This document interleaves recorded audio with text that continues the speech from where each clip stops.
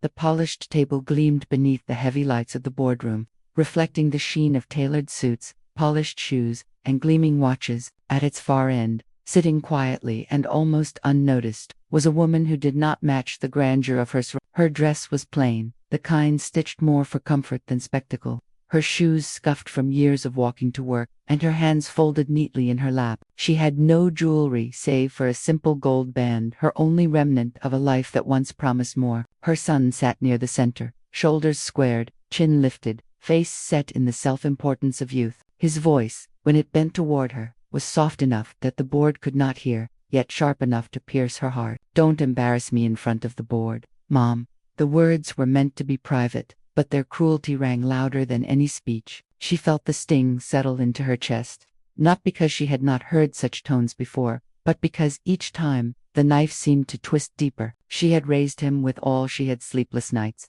empty plates so he could eat, clothes patched and washed until fabric grew thin. Yet here, in the empire her sacrifices had built, she was seen as a shadow. The men and women around the table shuffled papers, preparing to begin, none sparing her a second glance. To them, she was a silent guest. To her son, she was a burden. But deep within her eyes, though her head bowed low, something stirred a storm she kept locked behind calm features. He thought her silence meant shame. He thought her plainness meant weakness. He thought her presence was an inconvenience. But beneath her lowered gaze, her mind sharpened like a blade, remembering everything she had endured, everything she had built. She did not answer his words. She did not argue, though her chest ached. Instead, she folded her hands tighter, pressing her fingertips into her palms until they hurt. Pain kept her steady. Pain reminded her of who she was. The boardroom doors closed, the meeting called to order. The son straightened in his chair, basking in the attention of men who believed him important. Yet beside him, his mother sat still,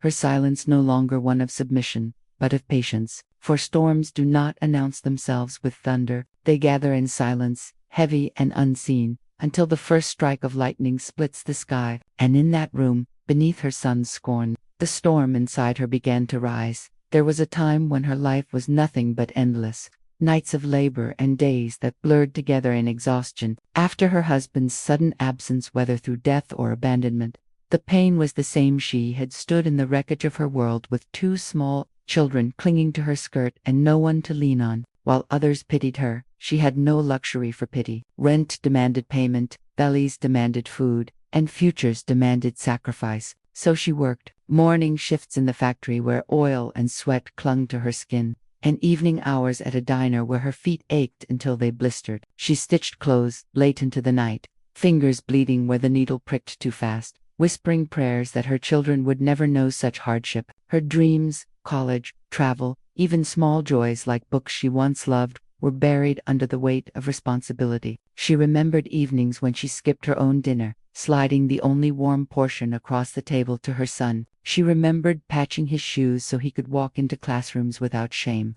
while she wrapped her feet in newspaper to endure the cold. Every smile on his young face had been worth it, she told herself. One day, he will rise higher than I ever could. One day, he will thank me. But now, that boy sat in a boardroom, dressed in tailored suits she could never afford, speaking to her as though she were a burden. To him, she was an old woman who did not belong in glass towers or among polished executives. He saw her plain dress as an embarrassment, her quiet presence as a flaw. He forgot that every inch of his climb had been built upon her bent back. The betrayal was not in his words alone, but in his blindness. He could not see the years she had endured so he might stand tall. He could not see the hands that once held his trembling body through fever, now dismissed as unworthy of acknowledgement. His arrogance was salt poured into wounds that had never healed. She sat in silence, memories flooding like shadows across her mind, each sacrifice rising to the surface. Mothers watching this scene would feel the ache, knowing too well the sting of giving everything only to be met with ingratitude. A child may forget, but a mother never does. The boy believed he had outgrown her. He believed success was his own making. Yet in the depths of her heart, she knew the truth. Every accolade, every seat at that polished table, had been bought with her sweat and tears. And though he could not see it, others soon would. For betrayal has a way of revealing itself, and sacrifices, though forgotten by the ungrateful, are never erased from the fabric of destiny. The boardroom hummed with polite conversation as the chairman rose to begin the introductions. His voice carried warmth when he gestured toward the woman at the end of the table. We're honored today to be joined by someone very dear to this company's history. But before the words could settle, her son's laughter cut through like glass. He raised a hand, dismissive and sharp. Oh, that's just my mother. She doesn't really belong here, she's only visiting. His tone was light, almost playful to the others, but to her it was a knife cloaked in charm. The room grew awkwardly quiet. She shifted in her chair, cheeks warming, but said nothing. Her son leaned closer, his whisper coated with irritation. Please, Mom, don't speak. Just sit there quietly, or you'll embarrass me.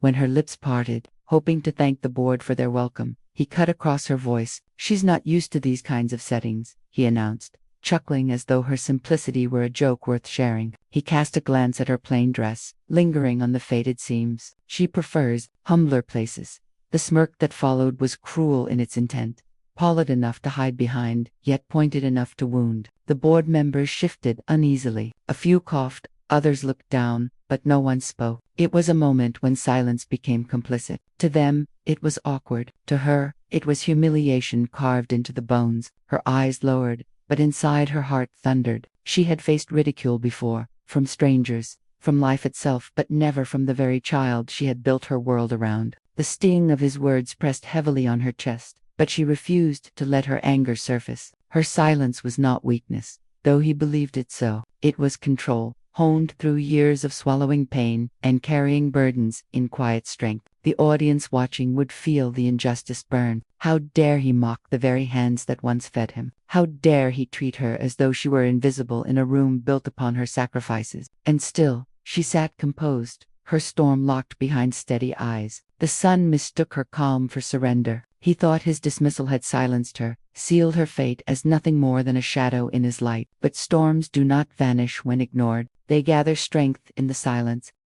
The chairman cleared his throat, eyes narrowing slightly at the son's arrogance. He folded his hands, leaned forward, and spoke with deliberate care. With all due respect, young man, your mother is not here as a guest. She is here because this company would not exist without her.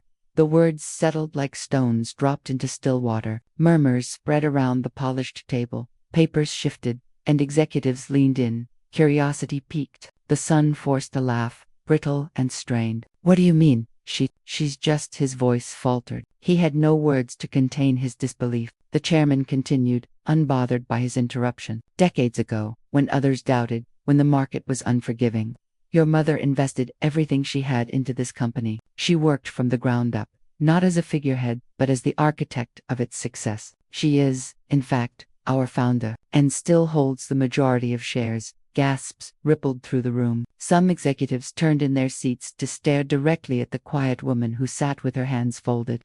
Her modest dress, a stark contrast to the grandeur of her influence. The son's face drained of color. His pride, once towering, collapsed beneath the weight of truth. The word founder echoed in his ears, each syllable a hammer blow. For years he had basked in the glow of prestige, presenting himself as a man of vision and power. Yet it had been her vision all along. The mother did not gloat. She did not even lift her chin. She simply sat still, her calm unbroken, allowing the truth to settle on its own. Her eyes, steady and unreadable, fixed on no one in particular. She had no need to defend herself. The facts were louder than his scorn. One board member leaned forward, voice reverent. She is the reason this company survived its early storms. She mortgaged her home, sold her belongings, and kept the lights on when bankruptcy loomed. Without her, none of us would be here today.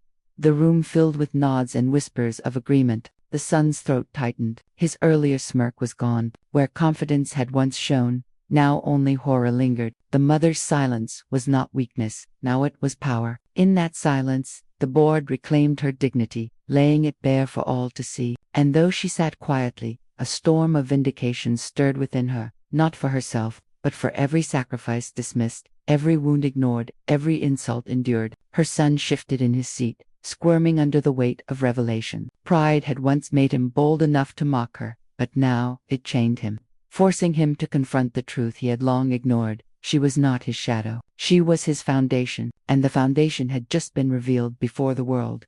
The silence that followed the revelation was heavier than stone. The son's lips parted as though to protest, but no words came. He looked around the boardroom for support, but the very faces that once admired him now turned to his mother with reverence. His throne, built on arrogance, crumbled beneath him. The chairman's voice carried through the stillness. Your mother is not just the founder in name. She is the strategist who saw opportunity where others saw ruin. When competitors folded, she took bold risks. When the market dipped, she mortgaged her own home to keep the company afloat. Every brick of this empire rests on her sacrifice.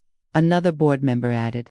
She worked without a salary for years, pouring every cent back into the company. She built partnerships when no one believed in her. She is not simply an owner, she is the reason this company stands. Each word was a mirror held to the son's face, and in it he saw not a visionary, but a pretender dressed in borrowed light. He shifted uncomfortably, his earlier bravado gone. The weight of shame pressed into his chest until even breathing felt like labor. His mother, meanwhile, sat with her head slightly bowed, her eyes calm, her hands folded. There was no triumph in her expression, no smug satisfaction, only quiet humility, as if the praise belonged not to her, but to the faceless years of sacrifice behind her. She did not boast, did not correct, did not even look at her son. Her silence spoke louder than his excuses ever could. The contrast was unbearable. He had mocked her dress, her hands, her presence, believing them marks of weakness. Now those same worn hands were revealed as the hands that built an empire. His tailored suit, once a badge of superiority, now felt like a costume gaudy and false in the shadow of her truth.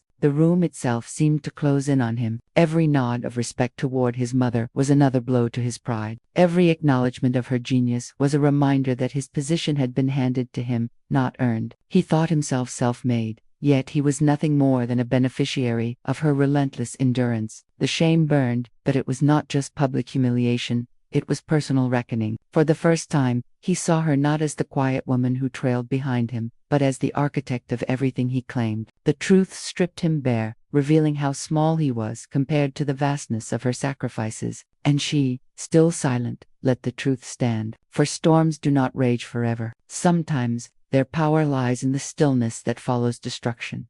When the meeting adjourned and the polished voices faded, the mother remained still, her thoughts louder than any applause. She had just witnessed her son's pride torn down, yet there was no joy in her heart. Instead, a heavy ache pressed into her chest, the kind that only a mother can feel when love collides with betrayal. She thought back to the nights she had stayed awake by the faint glow of a single lamp, calculating how to stretch coins into meals, how to pay school fees with wages barely enough for rent. She remembered the small hands that once clutched her arm, the tearful voice that once whispered, "Don't leave me." Mama, that child had grown into a man who now looked at her as an inconvenience, forgetting every sacrifice that built his world. Had she done too much? Had her love shielded him from the very lessons he needed most? She gave him comfort where there should have been struggle, indulgence where there should have been limits. She had worked herself to the bone so he could walk into life unscarred, yet in doing so, she had deprived him of humility. He wore arrogance like armor, blind to the foundation beneath him. The question gnawed at her. Was this her failure, as much as his? A mother's instinct was to forgive, to smooth over the cracks no matter how deep, but another voice rose inside her, firm and unyielding. Love should not be blind. Love should guide, discipline, correct. Had she mistaken sacrifice for parenting, thinking endurance alone would shape gratitude? She closed her eyes, letting the memories of laughter, tears, and sleepless nights wash over her. Should she forgive him, simply because he was her son? Or would forgiveness without consequence only fuel his entitlement further? The storm inside her heart raged between tenderness and resolve. She longed to reach across time, to pull her little boy into her arms and shield him from the weight of shame. Yet she also knew that without learning the cost of his ingratitude, he would never change. The audience, watching this inner struggle, would feel the sharp edge of conflict. Justice demanded reckoning, but a mother's heart yearned for mercy. When she finally opened her eyes, they glistened not with weakness, but with decision. Forgiveness, yes, but not without lesson. Compassion, yes, but tempered with consequence. For what she had built was not just a company, but a legacy. And legacies cannot survive on arrogance. They demand respect.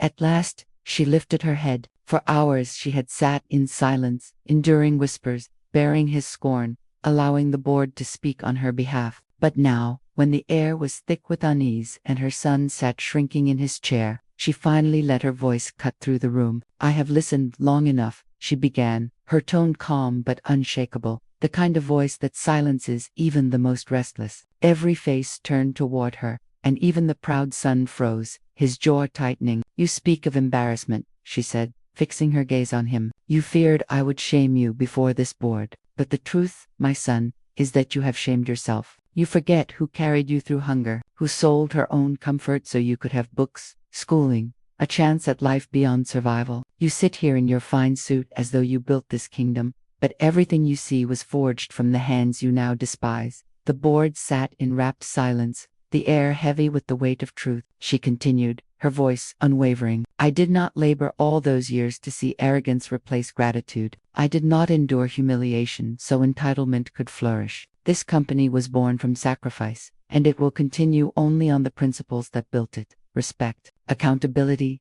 and humility."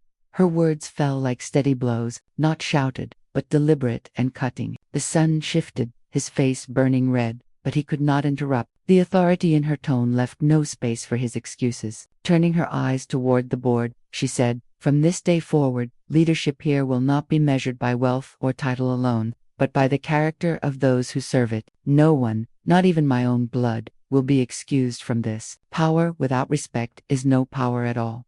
The silence broke into applause, firm, rising, unanimous. Executives who once praised the son now looked to her with admiration. The chairman nodded, eyes shining with approval, while others murmured agreement, their claps echoing like thunder against the walls. The son sat rigid, his pride dismantled, his humiliation on display for all to see. His eyes darted toward her, filled with resentment and shame, yet there was no defense he could summon. For the first time, he faced her not as a burden in plain clothes, but as a queen reclaiming her throne. And she, calm and steady, did not gloat. She simply allowed the applause to roll over her, a sound not of vanity but of vindication. The truth had been spoken, the order restored. By the next morning, the story had already broken beyond the boardroom. Employees whispered in the halls, their faces alight with curiosity and awe. Headlines rolled across news sites and financial papers. "The woman behind the empire revealed." Photographs of her modest dress contrasted sharply with the grandeur of the tower she had built,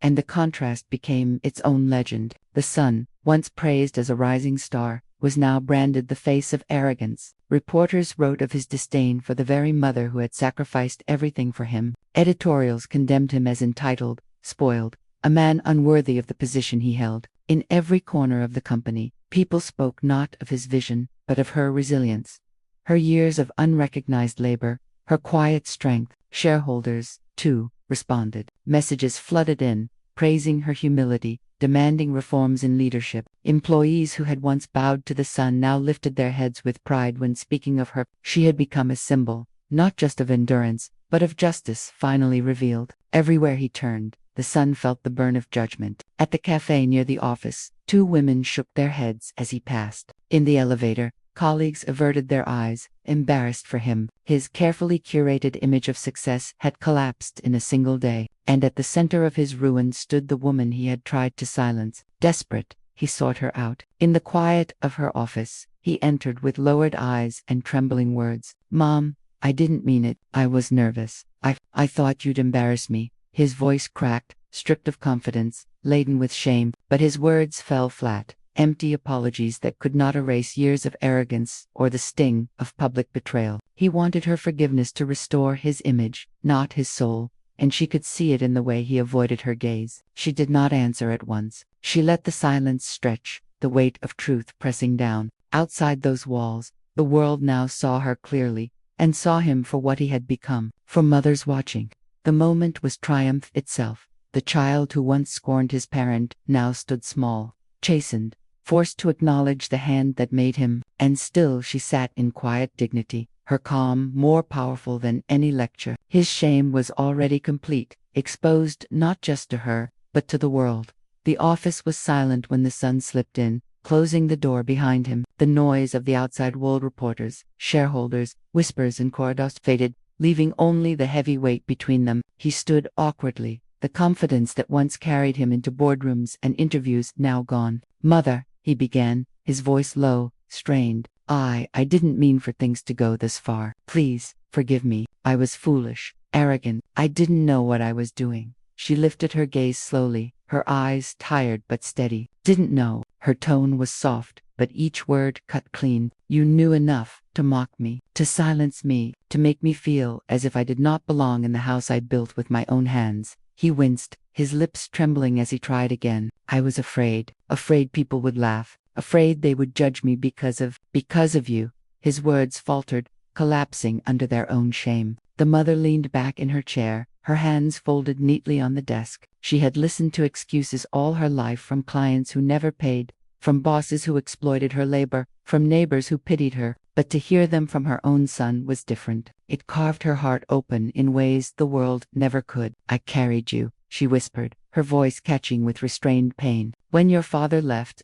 I worked day and night so you would never feel the hunger I felt. I wore the same shoes for 5 years so you could wear new ones to school. I stayed awake sewing clothes for strangers when all I wanted was to sleep. And now, after all of that, you thought I was unworthy to stand beside you. Tears welled in his eyes. He sank into the chair opposite her, his shoulders bent, his voice breaking. I was wrong. Please, just tell me what to do to make it right. She paused. For a moment, her mother's heart, the instinct to comfort, to forgive, to soften rose up in her, but she forced it back because she knew this moment mattered more than soothing guilt. This was not just about her pain. It was about shaping the man he could still become. You ask for forgiveness, as if it is a gift I owe you, she said firmly. But forgiveness, like respect, must be earned. You cannot demand it. You cannot beg it from me and expect it to heal what you have broken. Her words landed like stones, heavy but undeniable. He bowed his head, silent, ashamed. She leaned forward now, her voice steadier, stronger. If you want my forgiveness, if you want my respect, then change. Show humility. Show gratitude.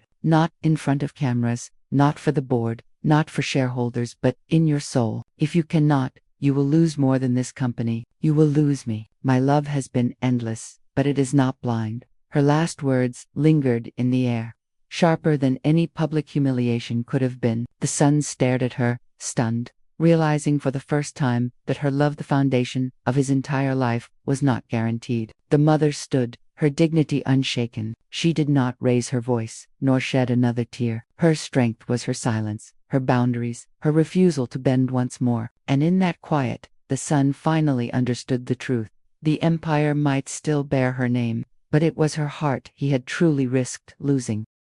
The boardroom was no longer the son's stage. The murmurs of shareholders, the flashing cameras, the relentless gaze of employees all shifted toward the woman who had once been dismissed as an afterthought. She rose from her chair with the poise of someone who had weathered storms, not just survived them, but built empires in their way. Her son sat stiffly at the far end of the table, stripped of the arrogance that once colored every word. The board had voted unanimous and swift. His position was rescinded, his authority revoked. For the first time, he faced the humiliation of power slipping through his fingers, not by scandal or mistake, but by the very hand that had once fed him. The mother, however, did not gloat. Her power was never about crushing others. It was about lifting, creating, preserving. She addressed the room in a calm, steady tone that resonated far beyond the walls. This company, she said, her voice carrying across the polished table, was not built on greed or pride. It was built on sacrifice, on vision, and on a belief that respect must live at the heart of every decision. That is what has brought us here and what will carry us forward.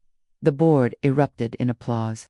Not polite or performative, but genuine. They knew they were witnessing the return of the very spirit that had shaped their empire. The mother smiled faintly, not with vanity, but with the quiet triumph of a woman who had been underestimated too many times and had finally reclaimed her name. Her son shifted uncomfortably, his head bowed. He wanted to speak, but the weight of his disgrace silenced him. For once, he had no clever words, no sharp retorts, only the bitter taste of humility. The mother turned toward him, her expression unreadable. You will learn, she said gently, yet firmly, that titles mean nothing without character. You must rebuild yourself before you are worthy of leading others. It was not vengeance. It was justice, the kind only a mother who had given everything could deliver. She gathered her papers, adjusted her simple shawl, and walked to the door. The board members rose instinctively as she passed. a gesture of respect that filled the room with a reverent hush. This time, she was not the silent figure in the background. She was the center, the heart,